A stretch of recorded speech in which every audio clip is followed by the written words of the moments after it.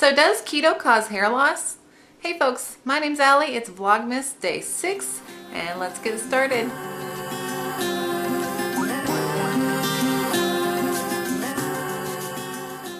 So did keto cause me to lose my hair? Well, I'm probably not the best person to ask about this because I have a couple extra variables to deal with besides just changing my diet. So to start, let me tell you a little bit about my family history with hair.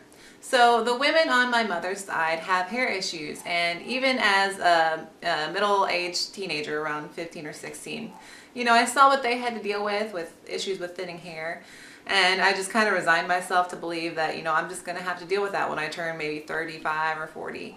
So my hair type is like baby hair, okay? The actual strands are very thin, and they've just always been that way. I do not have thick strands of hair. I mean, I remember my roommates in college, they always had these really thick strands, and I actually have one somewhere. Sometimes I can feel it, a really thick strand.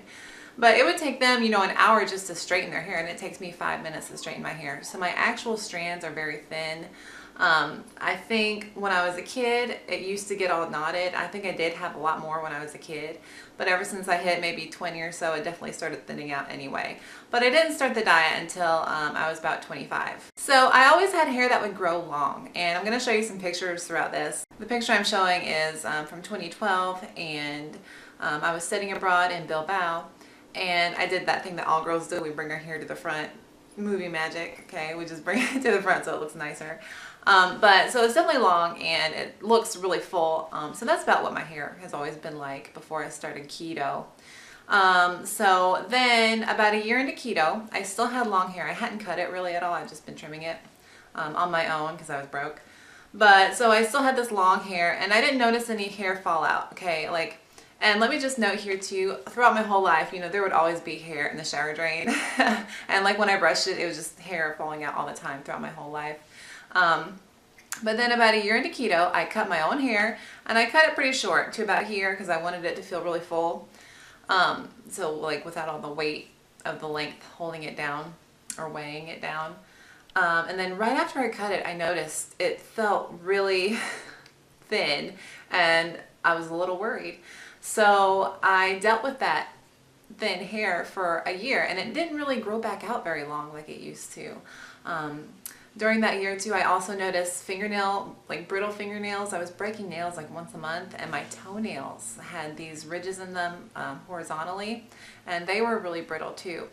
So I took a multivitamin, I tried iron, and I tried biotin and all that, and I didn't really notice a change. So when I cut it and I noticed it, then it took me about a year. And then, so after that first year, maybe in a few months, actually back maybe in this spring of 2017, I know the dates are getting confusing.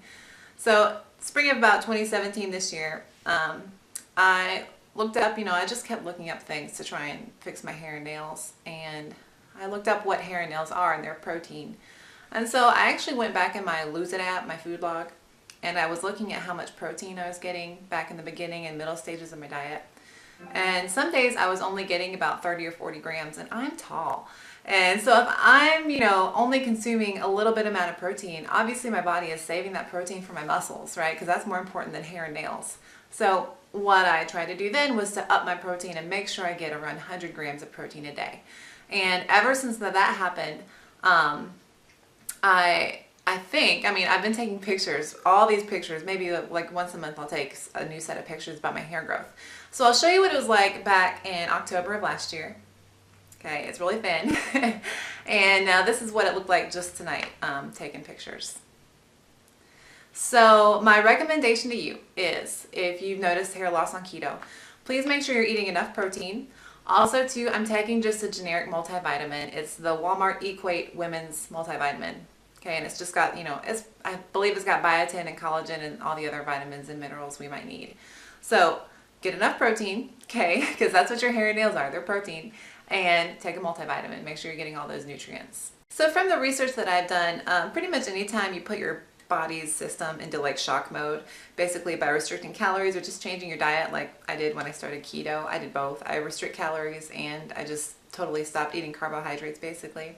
Anytime you shock your body like that, you might have some effects like hair loss, but from what I've read, it's temporary, and it seems like it is. So I've definitely tried to fix my eating and my diet and my nutrients, but your body should get, you know, kicked back into gear. So hopefully I'll have that long hair again. But if not, I'm not too worried about it as long as it doesn't get worse. But like I said, I'm dealing with more than just my diet here. I'm dealing with genetics from the women of my family. If only I had my father's side to deal with.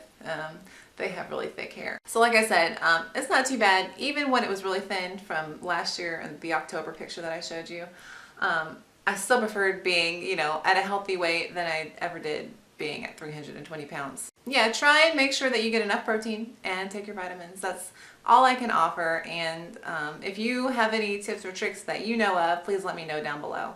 Okay, also, before I end this video, and I know it's a shorter video, but that's what Vlogmas is for me to get these ideas out there without having to dedicate a 10-minute video to them. But before I go, I want to ask you folks, okay, so I'm having a predicament. I'm kind of in charge of Christmas dinner for my family. We're just having some family stuff going on, and you know, my mom's not going to handle it this year, so I'm going to handle it.